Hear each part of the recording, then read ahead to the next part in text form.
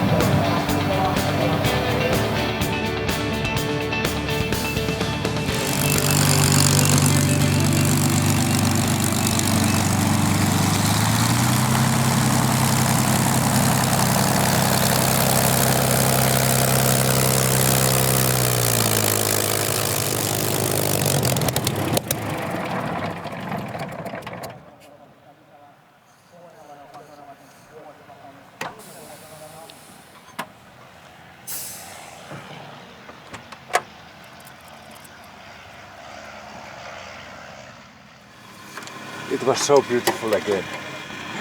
Yes. Nice sound. Yes, and the run-off and the take-off, brilliant, just brilliant.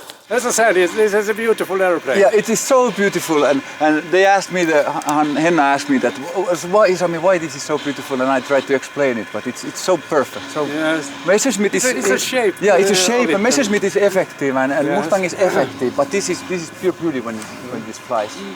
How was it? Okay. Fine. Okay. The sky. Good conditions. Good conditions. Okay. Just hit the clouds at the top of the loop. Yeah. But that's could you see? You could see from there. Yeah. Okay.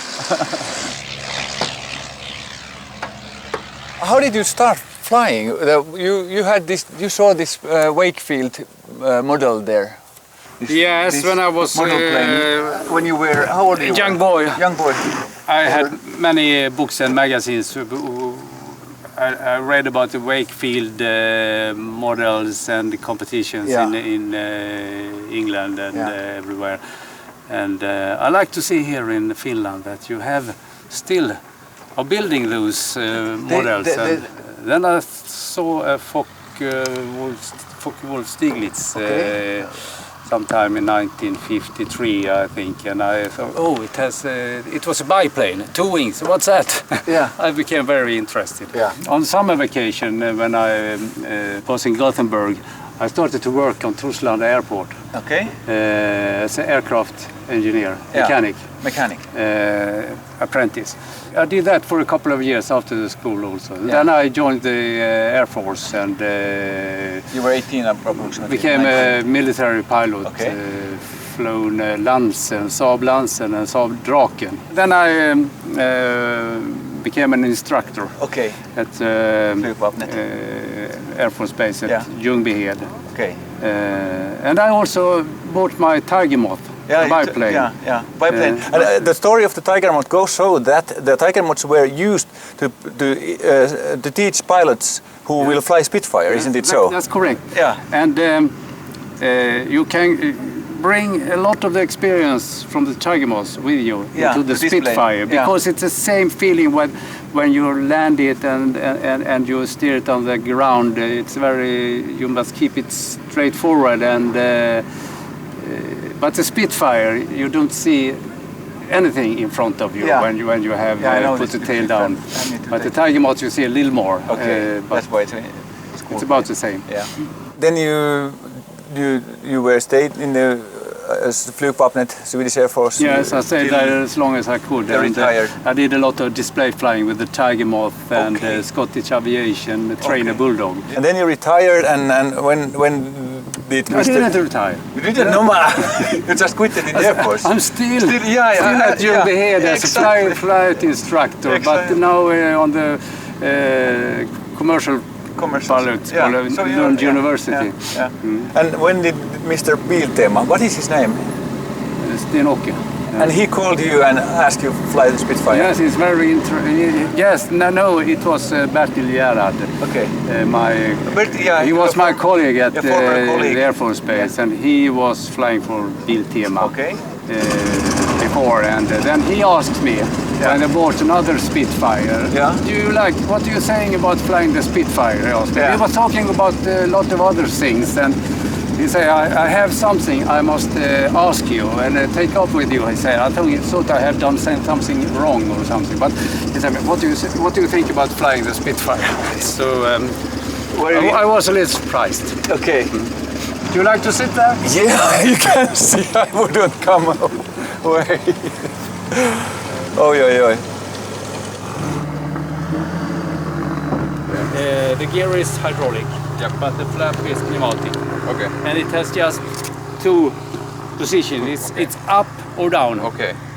And during the war, they had Spitfires on a carrier, aircraft carrier, to Malta. Yeah.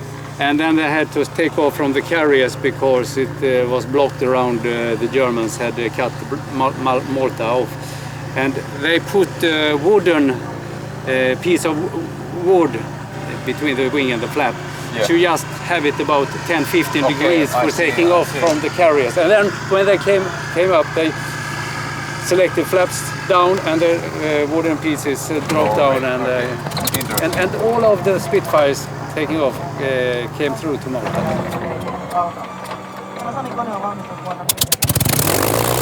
And they didn't brought any ammunition with them because it was too heavy. Yeah. But they brought cigarettes.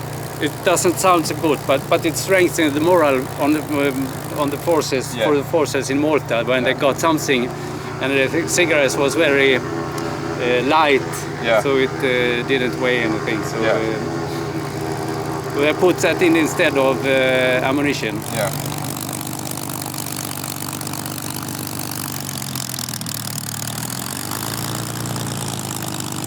It's powerful. Yes, it feels good. But you must be very careful, because when you lift the tail, you will have a yaw at the same time, because it's gyroscopic. So you must be you must coordinate the power with the rudder when you do that. And not put everything forward and lift the tail at the same time. You must. But when you have got the tail out and you look forward, then you can give more throttle, more power.